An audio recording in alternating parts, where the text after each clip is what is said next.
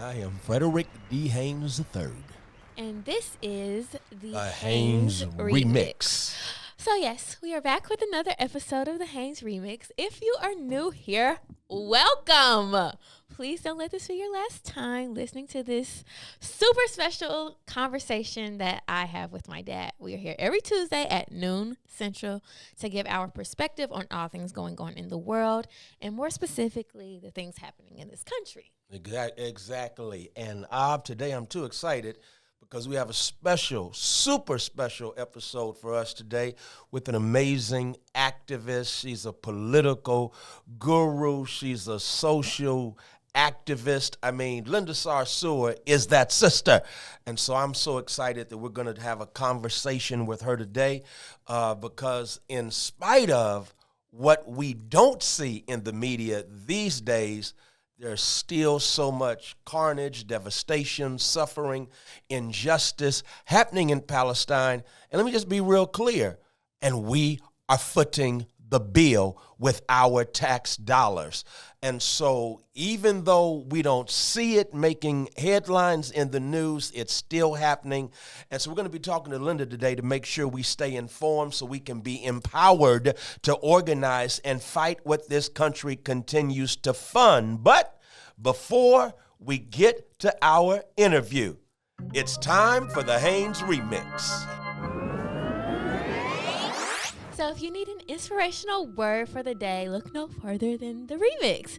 This is a time where my dad will break down scripture and give a word that will hopefully help get you through your week. So, Dad, what do you have for us today? Hey, thanks, The word today, I think it's so appropriate because it's based on Amos chapter 5, verse 24, which says, "But let justice roll down like waters and righteousness like an ever-flowing stream."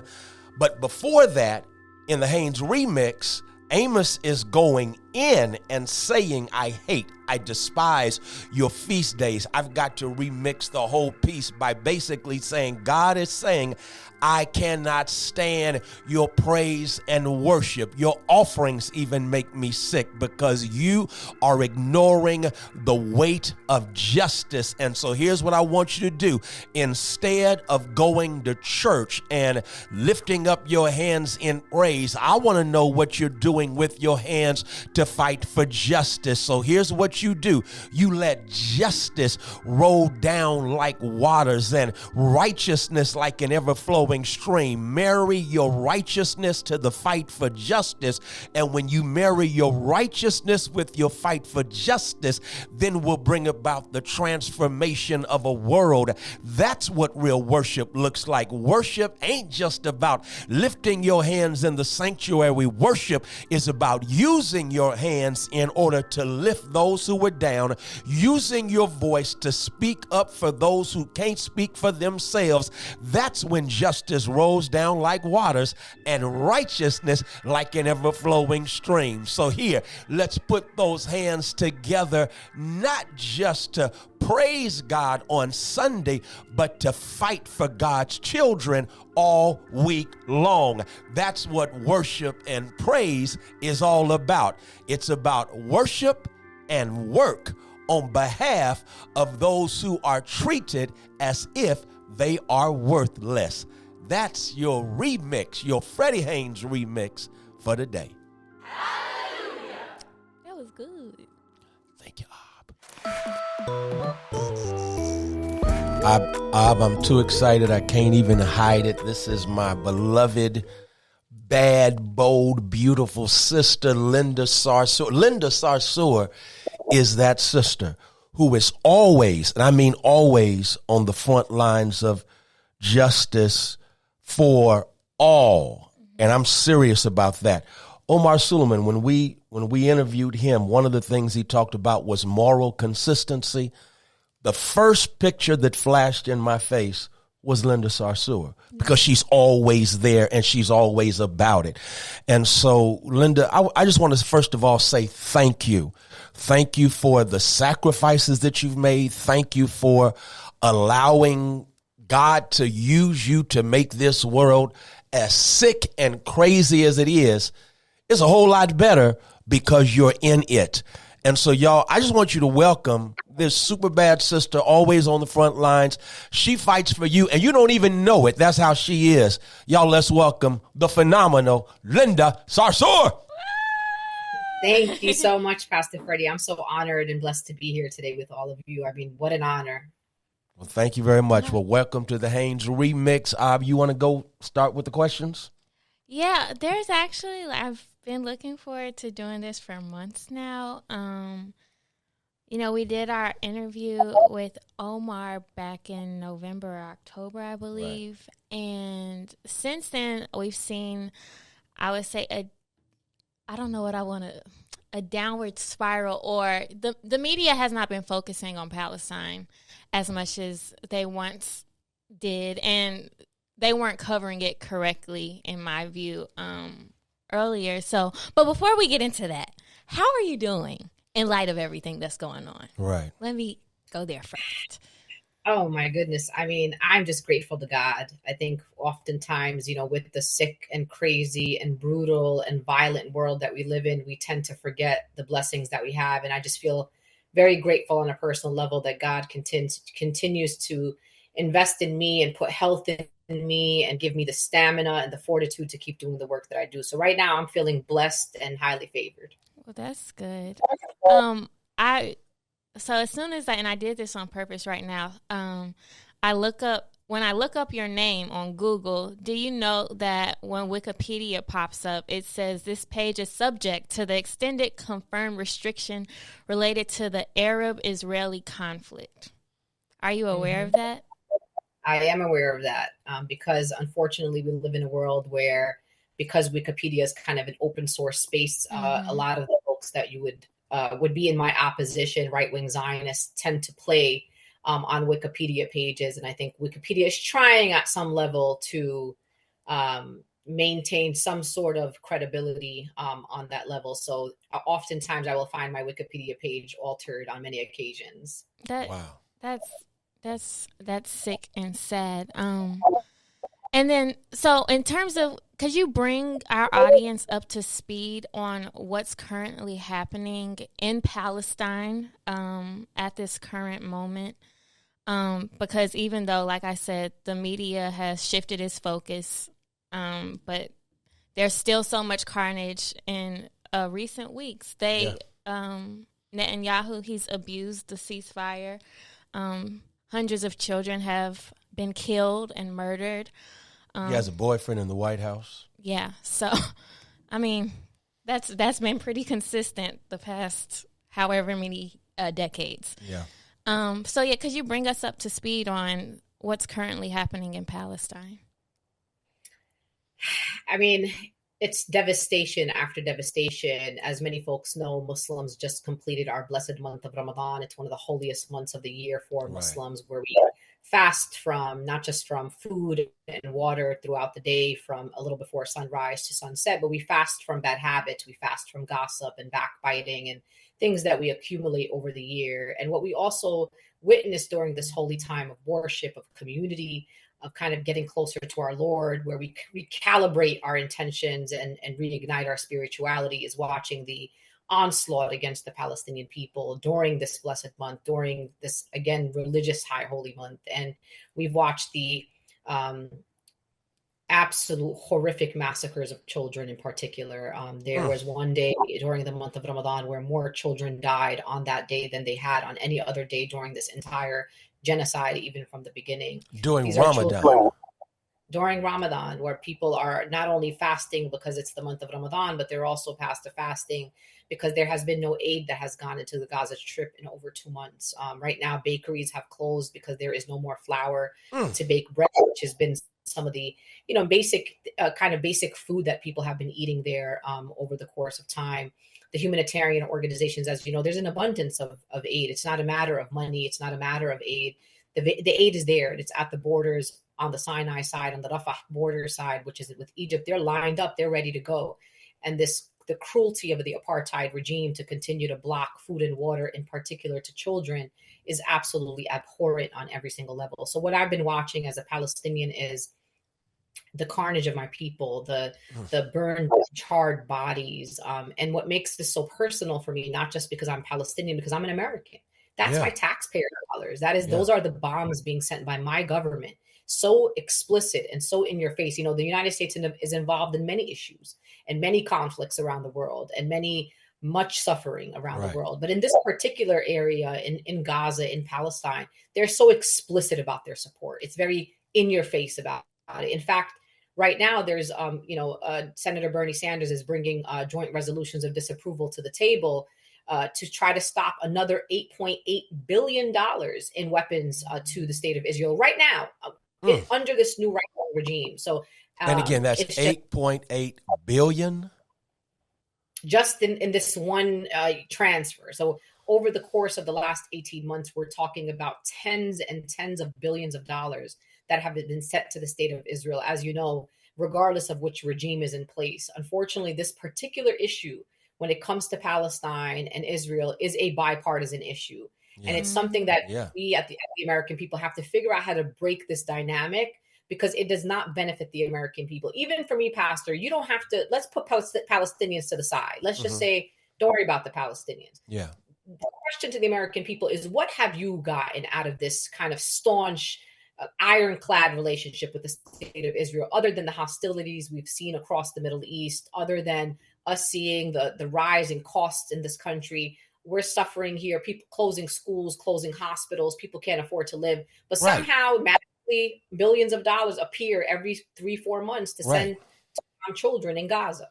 Right, because as you just said, this is the most recent iteration of billions of dollars going basically to kill those who are helpless and harmless.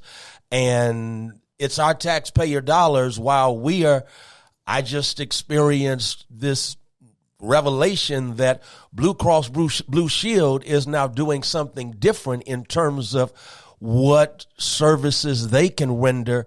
But we got a whole lot of money to engage in killing. So my question, Linda, is, and I know it may sound rhetorical, but I just need us to hear this afresh. Why is it that this country has issues recognizing the humanity of Palestinians? Because this basically is not new. This is as old as the stealing of that land from the indigenous people, but there has been a continuous ignoring of the basic humanity. And so what goes on there is so dehumanizing. What feeds and fuels that mindset? And I'm going to say it on a podcast for a pastor and his incredible daughter. It is a very warped interpretation of Christianity. Yeah. A lot of times people see the state of Israel and they talk a lot about the Jews and the Muslims, the Jews and the Palestinians, and the Jews and the Arabs. And while there absolutely are right-wing Zionists who are Jewish in the United States of America, the majority of Zionists in America are Christians.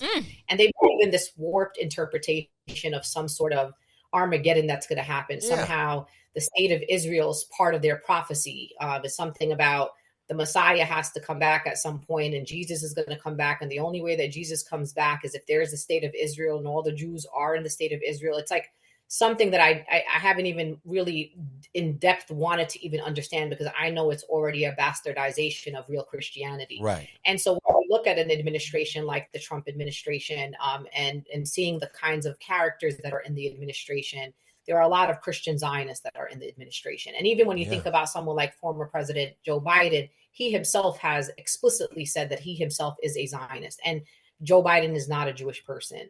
And so there's this weird, unlikely allyship between right-wing Zionists who are Jews, who are supporters of the state of Israel and lovers of the state of Israel and want it to exist. And in addition to that are their relationship with Christian Zionists who, interestingly enough, are really invested in this idea that the destruction of Jews basically is what happens at the end of the Armageddon, and then Jesus comes back and something happens. And so it's just this.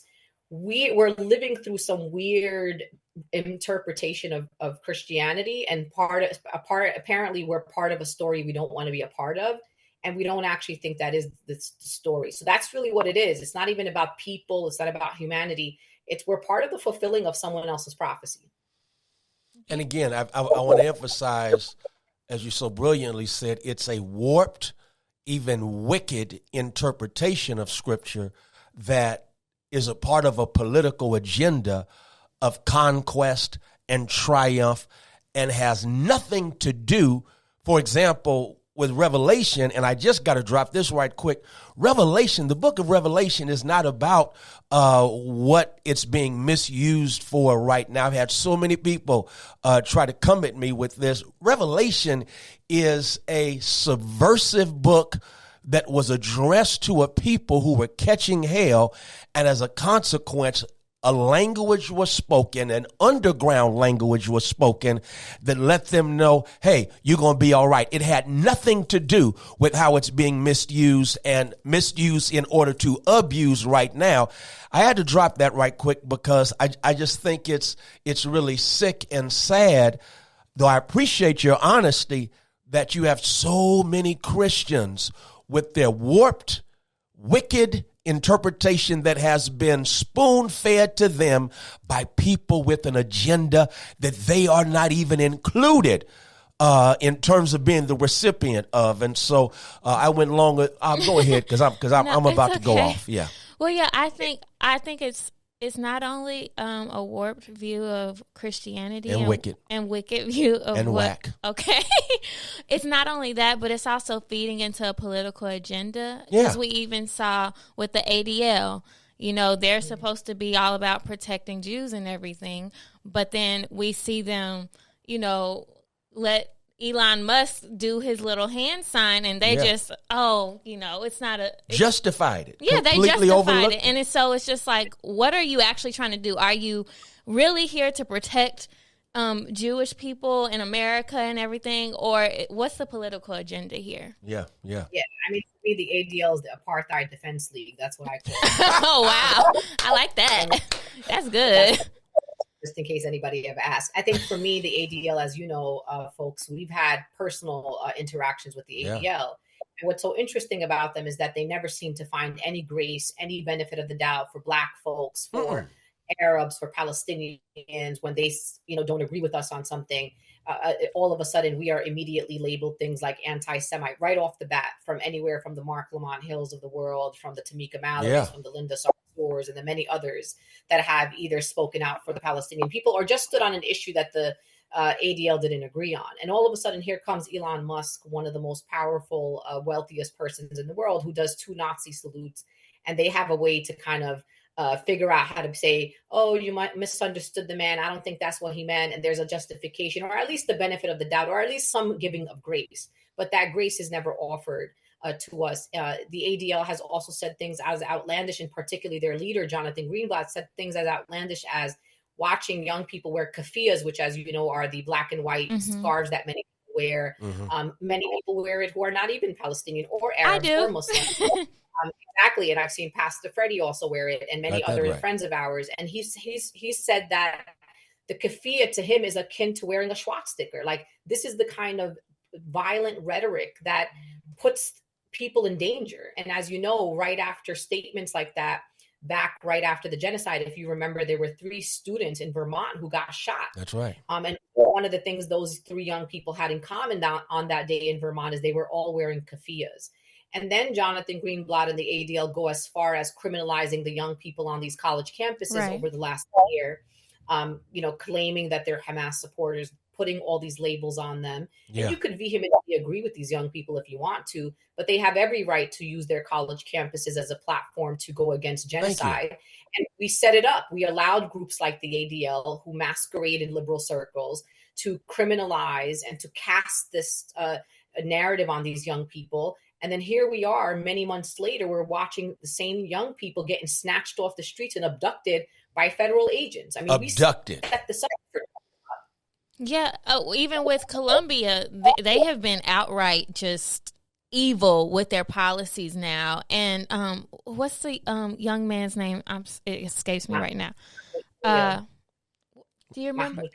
Right. Oh, yes. Right. And all like what he's been through, and then we saw his family, his wife. Yes, like she should be giving birth at this point right now. I mean, and it's trauma. It's traumatizing. It's wicked. It's just, and it's all being done in the name of a country that talks about liberty and justice for all. And so That's I want us to recognize the double standard. I want us to recognize the racist double standard, because, Linda, here's the interesting thing. If you, Tamika, any of our colleagues, I should call us comrades, if we did what Elon Musk did by way of that sign, there is no erasing of it. There's no justifying of it.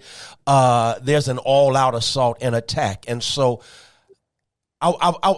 my question right now is, what can we do? What can our listeners do to not only raise consciousness, but to fight back against what's happening right now? That's right. And I wanted to say something really quickly about Columbia University. And this is what is most shameful about Columbia. It's not just that Columbia is kind of just, allowing this to happen. Columbia set a precedent, and they didn't have to set this precedent. Why? Because Columbia is the biggest slumlord in New York City. They have literally displaced Black and brown families for decades. Thank you. They own more property in New York City than any other entity. And because they are a university, they have a loophole where they don't even pay taxes. So not only have you displaced our Black families and poor working class people from New York City, this $400 million that Donald Trump used to threaten them, that is 1/37th of their endowment, Pastor. Like, they could fund themselves for the next God knows century and did not need a penny from Donald Trump. They could have told Donald Trump, take your $400 million and do something with it. So the fact that a university with all the assets, they have over something wild like $6 billion in assets in New York City. They did not need a penny from Donald Trump. So the fact that they were complying in advance, that they're going along with an authoritarian regime when they don't have to. If this was a small HBCU or a small, private university that would have suffered without that $400 million, I might have given them the benefit of the doubt. Right. But you call your university, you could have set a precedent in this country and gave the courage to the rest of the universities to say, don't back down, don't back down. And don't cower to this type of authoritarian regime. And so we're in a very sad state of affairs. Yeah. The one thing that people can do, and we forget oftentimes, that we do have power. This administration wants us to believe that we don't have power. In the course of the last 18 months of genocide, that we somehow don't have power. Yeah. We do have power. Yeah. We just have to learn how to leverage our power. Everyone has a representative in Congress. Everyone has 2 United States senators that are their senators in your state. Call them every day. You have nothing to lose. You got 2 minutes, pick up the phone and say, hey, I just want you to know I'm not over it. I'm still outraged that we continue to send billions of dollars to the state of Israel. I want you to support Senator Bernie Sanders' attempt at blocking more foreign military aid to the state of Israel. I want you to call your members of Congress and say, hey, are you sleeping or what are you doing? They are literally kidnapping people off of the street. One of the young women who you saw, Rumeza Ozerk, who's a grad student out in Somerville, Massachusetts at Tufts University. This woman, during the month of Ramadan, has her little book bag on and is about to go break fast with her friends and is kidnapped off the streets of her community. Now, mind you, if there wasn't a Ring doorbell, which is what you watched, it's a Ring doorbell. What if this young woman, and you know this, Pastor, a lot of these international students, they are some of the most vulnerable of our society. Why? Really are. Yeah. Because they don't have their families here. Their families are in their home countries. Some of them are introverts. Their English is not their first language. So they don't necessarily have this deep network of friends and people who look out for them. They come here for a degree. They go into their classrooms, they do their homework, they do their papers, and it just happened to be that they were students here during a genocide. Yeah. And any person of conscience, regardless of whether I'm on a student visa or I'm on no visa or what visa, I'm going to say, wait a minute. In my own way, some of them were much more participatory than others. Some of them just liked the post on social media. Rumeza just wrote an op-ed. And when I went to read her op-ed, I said, let me go find out if this lady was really that spicy. I read the op-ed, and I hope everybody reads it. It was in their local Tufts paper, in a school newspaper. It wasn't even like the New York Times. Thank you. And I read it, and it was really just like, hey, Mr. President of the university, you need to apologize to the students. We expect more from our university. We should not be complicit in the genocide that's happening to the Palestinian people. They looked at some of the endowments and investments that the school had. And that was really the op-ed. It was Rumeza and like 5 other people that wrote this op-ed. Nothing in my opinion about it was a confrontational in any way. It was an argument that was being made to the university. It was very well written. It was very respectful. It sounded like intellectuals that were writing an op-ed. There was no targeting of any communities. There was no incitement to violence of any, there was no support for, quote, armed resistance. I mean, it is outlandish to know that you could be deported in this country because you wrote an op-ed in a school newspaper that people don't agree with.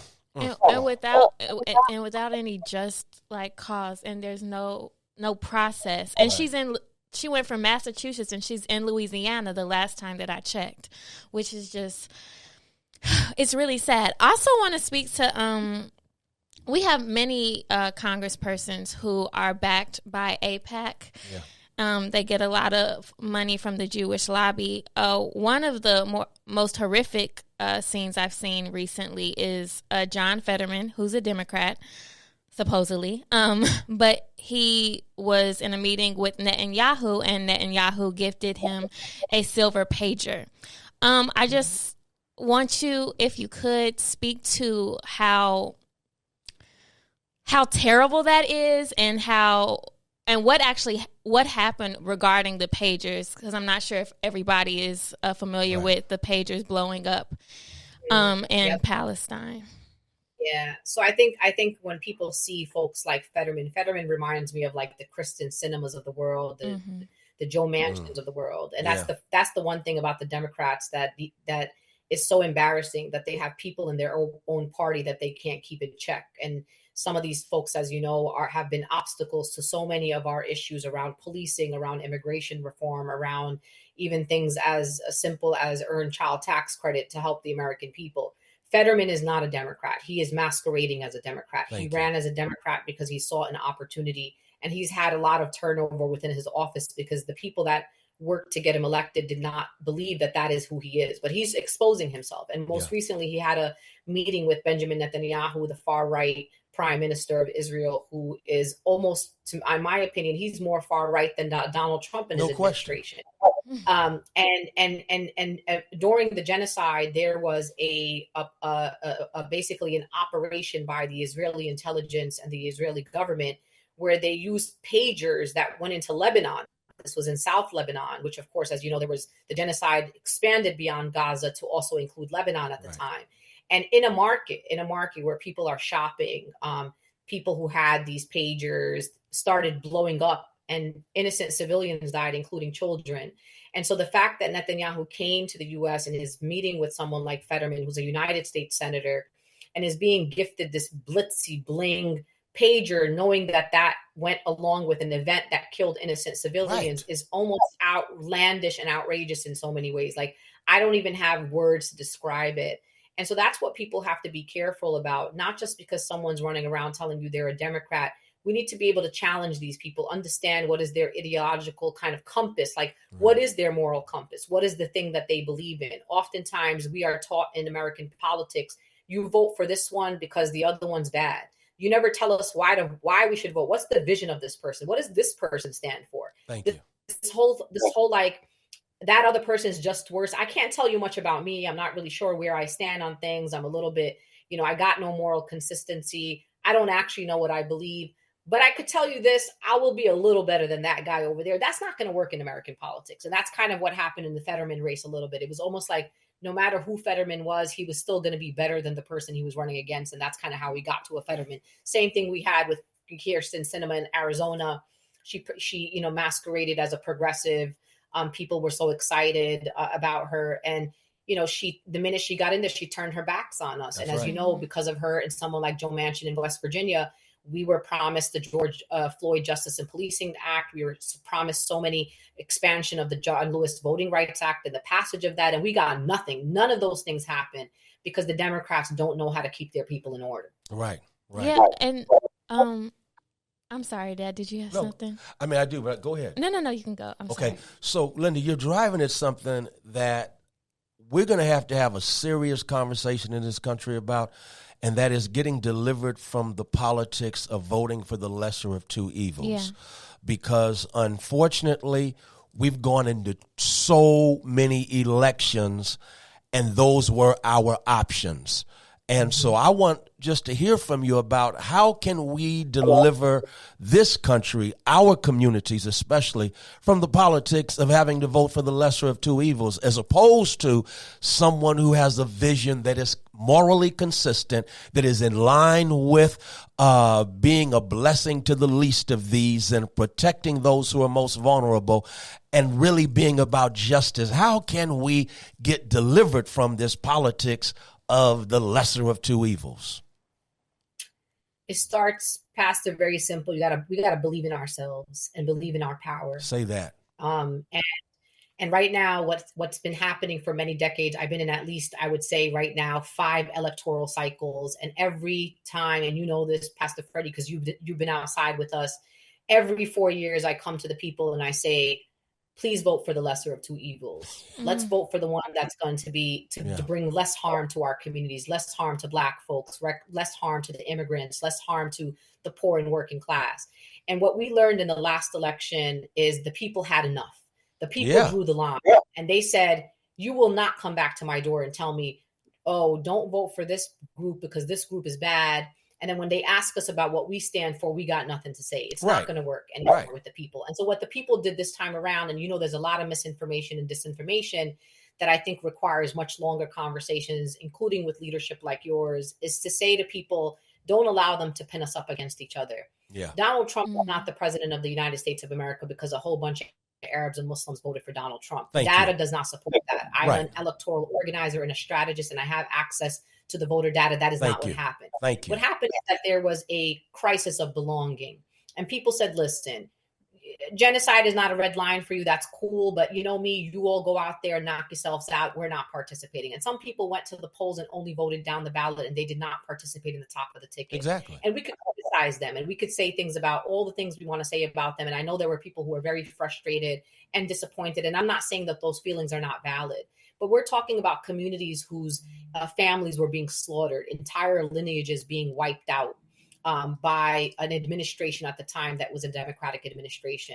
And so people have to sometimes we got to put ourselves in each other's shoes. And one of the things that I've been saying to people, and something that I'm hoping for the people, is that the Democratic Party cannot exist without us. It cannot exist without Black people. It cannot exist without people of color and the working class and labor and workers. And at some point, we're going to have to stand together and look the Democratic Party in the eye and say, before you ever get a single vote from us, here's what we want you to do. Say that. Take out the money from the white consultants, Say right? that. Invest your money in Black, brown-led electoral organizations who are outside doing this work for free on your behalf with no return investment. And then we asked, and this, people, of course, as you know, I'm in arguments about this all the time. If you remember during the 2024, and I don't want to take us too back, but there was a question that was asked to our sister Kamala Harris. They said, what would you do differently than Joe Biden, right? And her answer was nothing. Like she didn't have, she's like, Biden's doing a great job and I'm just going to continue the work that he's doing. This was her moment, Pastor. It was her moment to say, I am Kamala Harris. I am not Joe Biden. And when I get to the White House, I am going to be the Kamala Harris presidency. Say that. And there will be things that we'll see from me that will be different because I am not the same person. That is all she had to say. You didn't even have to get into details. Just stake your ground, signal to the people that you will not be more of the same. And that is the problem. The problem is, at the DNC, we couldn't even get them to put a Palestinian speaker up there for 30 seconds, although they did give our counterpart a space. And we weren't mad about that. They put a hostage family that spoke very eloquently and emotionally about their child who was being held captive in Gaza. And that was fine with us. And that was the moment for the party to say, we are the party for everyone. So while we have a big tent party, let's put up a Palestinian, like a doctor who had just went up in there, or someone who has lost 100 members of their family. Somebody give the people a minute to say something. That could have been so helpful to us. So anyway, what we got to do moving forward here is we got to be able to play a type of politics where we believe in our own power and influence. And I'm going to give you one last example because this is already happening. And I'm not saying that this person has a guaranteed path to winning, but they are proving to me something extraordinary. There is a young Muslim American who's running for mayor of New York City. And his name is Zohran Mamdani. It doesn't get more complicated than a name like that. Yeah. This young man has over 18,000 individual donors. He's raised $8 million. He's raised money to the point where he had to do a video and say, I love you all for your support, but you cannot give me more money. I maxed out what I could raise in New York City because we have campaign finance laws about that. He has a cadre of 7,000 volunteers. He's going to be submitting petition signatures in the next 2 days, and it's going to be record breaking. So he's already broken all the records. And so he's proving that you could be unequivocally pro-Palestine, that you could reject any support from the pro-Israel lobby, that you could be out there bold and brave and say the things that need to be said. And you could also focus on the harm and suffering of the most marginalized people. So he's running on a platform of universal child care, freezing the rents in New York City, opening city grocery stores to lower the prices of groceries for people, free and fast buses for people in New York City. And guess what? It's resonating with the people. Yeah. Black, white, in any part of the city. And the majority of his donations, he's not being backed by some, weird national campaign. 85% of his money came from New York City. And so that's why his money is all matchable, $1 to $8. One for every dollar that people donated under $250, it's matched $12. And when we look at even people like Rashida Tlaib that is in Detroit. A lot of people don't know this, but Rashida didn't win in an Arab district. She won in South Side of Detroit. She won in a predominantly 70% Black. Sorry. No, you're telling the truth. I love it. I mean, I'm sorry. I'm just saying amen to everything you're saying. I was like, I'm talking a lot because y'all got me fired. I was saying that we have an opportunity to do the type of politics that we've seen other communities do. Rashida Tlaib was elected by Black people. She is not a Black woman.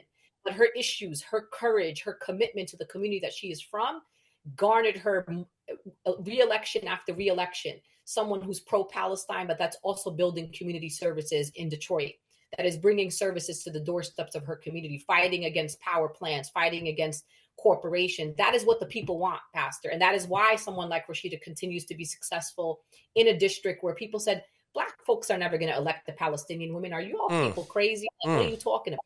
And she ran against other Black people. I know. The Black voters of Detroit proved to us that it's not about your color. It's not about your ethnicity. It's about who's going to be the best person for the job. And that's it. And over and over and over, they continue to choose Rashida. And the same thing with Ilhan.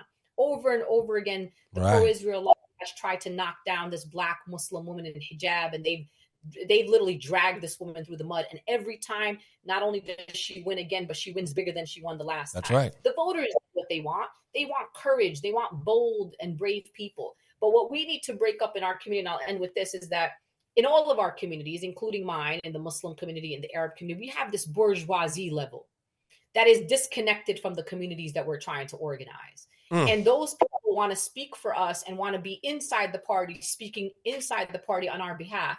And some of them have never knocked the door in the hood. They have never come. You know us, Pastor. We'd be outside in the places that nobody even dares to go. We literally choose those places. And when we were knocking doors in this last election, we were in Pitt County, North Carolina. We knocked on people's doors. This was a relatively middle-class Black community. They looked at us and said, "You're the first people to ever knock on our door." Wow. There were we went to in parts of Georgia that said that we were the first people to knock on their door. What are you talking about? We went to Saginaw, Michigan. It's not Detroit, it's Saginaw, that has a relatively old, significant Black population. And we were the first. How are you? What do you mean? What do you mean a month before the election, I'm the first person to knock on your door in Saginaw, Michigan? And so again, we need a party that reflects who we are and what we believe. And the only way that we're going to do that is to hold them accountable and should challenge them. Then people be sending me a text message every day, talk about, I want $5. I don't have a penny for you. Like, I don't have less than a penny for you until the Democratic Party reckons with what they did to us in 2020. I know that's right. Ends at their doorstep, not on the doorsteps of communities in this country. Say that. I know that's right. Well, that was wonderful. And I think I was watching this interview with Jon Stewart and AOC, and she said it's not just about electing Democrats. It's about the kind of Democrat that you are electing. There it is. And we have seen that there's a sprinkle of them in Congress, but it's just like, really, what are your politics? Yeah. And getting back to that and then pushing those people. We don't want anybody who's bought and paid for. Exactly. Yeah. And And quickly on the bought and paid for piece, if you look at Open Secrets, which is a 501c nonprofit organization that tracks money from lobbies, from the pharmaceutical industry, from fossil fuel industry, from AIPAC and pro-Israel lobby. If you see how much people are selling out for, that is the real thing that the American people should see. We're talking about $75,000, $150,000 in one election year. Like, we're not even talking about the kind of big money that people imagine us to talk. So imagine your values are so, cheap. Principle, good word. Cheap to be bought by $75,000 or $150,000. Yeah, 30 pieces of silver. Mm-hmm. Well, we appreciate you for your time and your intellect and your education. This was very enlightening. This is a subject that I've been passionate about since I think it was my senior year in college at Howard University. Our world history or world geography teacher, she actually had us, she said to watch Al Jazeera and BBC, even though I don't like how they've been reporting lately. But anyway, she had us look at the state of Palestine and the history of Palestine and Israel, and it enlightened me. And since then, I have just been enraged. So you being here with us today means the world to me, because I always repeat what Fannie Lou Hamer says. We're not free until everybody's free, and I wholeheartedly believe that. And I think the carnage, the genocide that's happening in Palestine is just. It's disgusting. It disgusts me, and Zionists disgust me. I know we have to love people, but I'm disgusted. So I really appreciate you. Yeah, thank you so much. And thank you for having me here. And one last word that I'll leave with you is Ida B. Wells, when she said that those who commit the murders write the report. And that's kind of how I look at the media, who's in power. And Ida B. Wells gave us those words many decades ago, and they are so relevant today. So I appreciate you both, and thank you for your solidarity. Thank you so much. Prayers are always going up for you. Appreciate you, love you, and let's keep working together.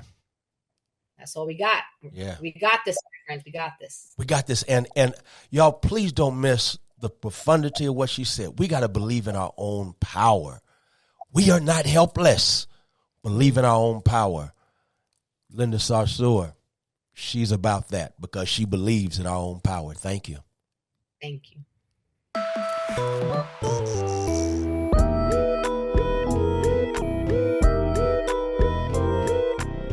All right, Dad. So we just got done with our interview with Linda Sarsour. How do you feel? Oh, my God. First of all, Linda's always on point. She's a true warrior for justice.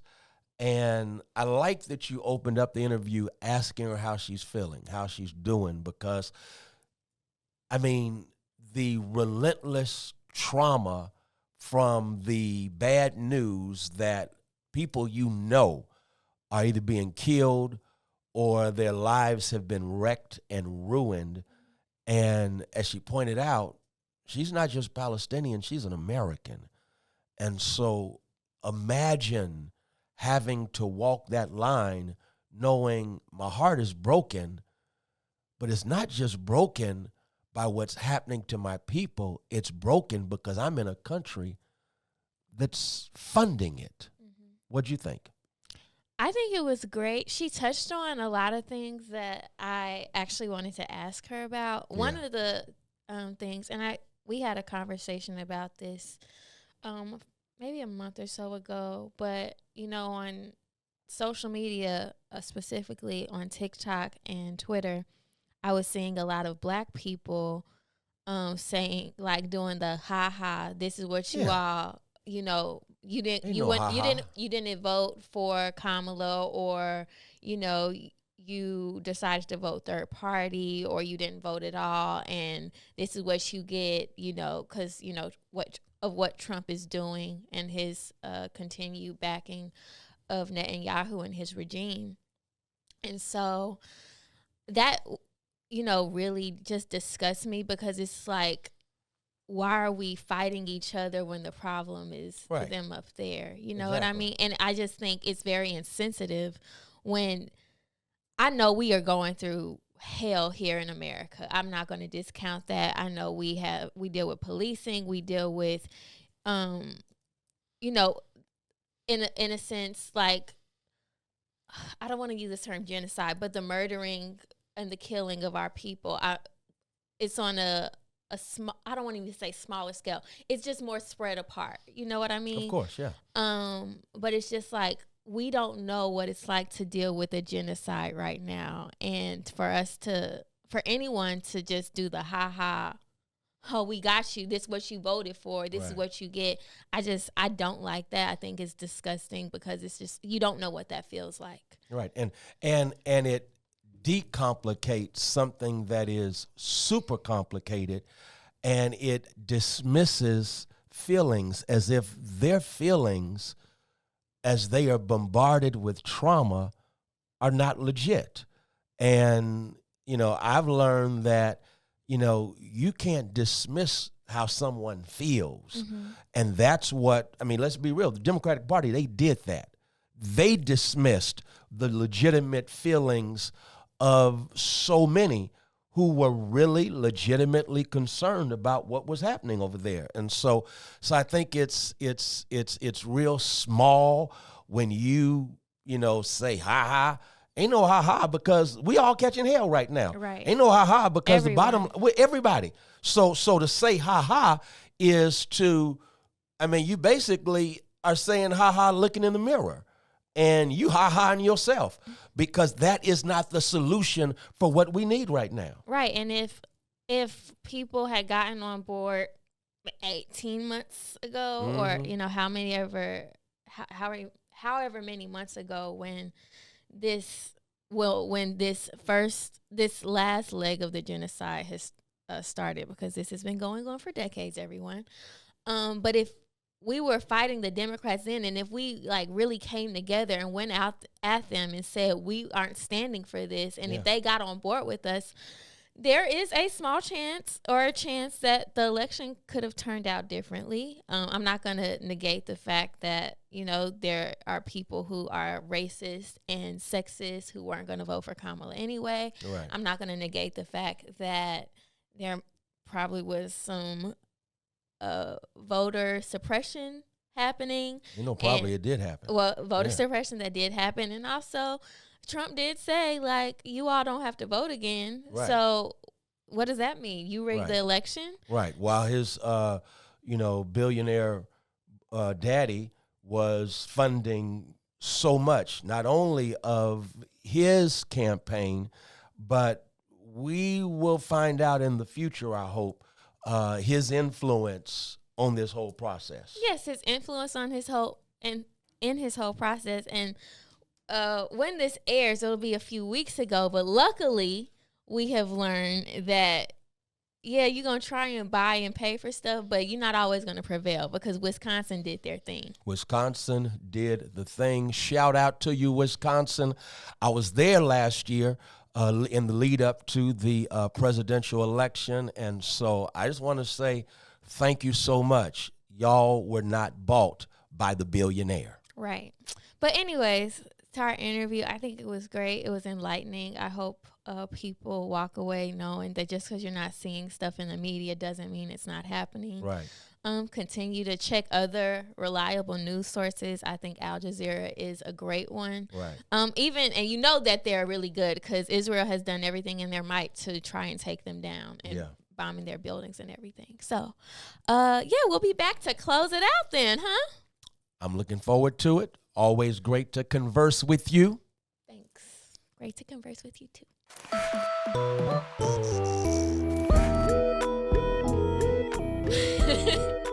Well, thank you all for tuning in to today's episode. I hope that it has been informative. Please stay locked in with us on social media at the Haynes Remix.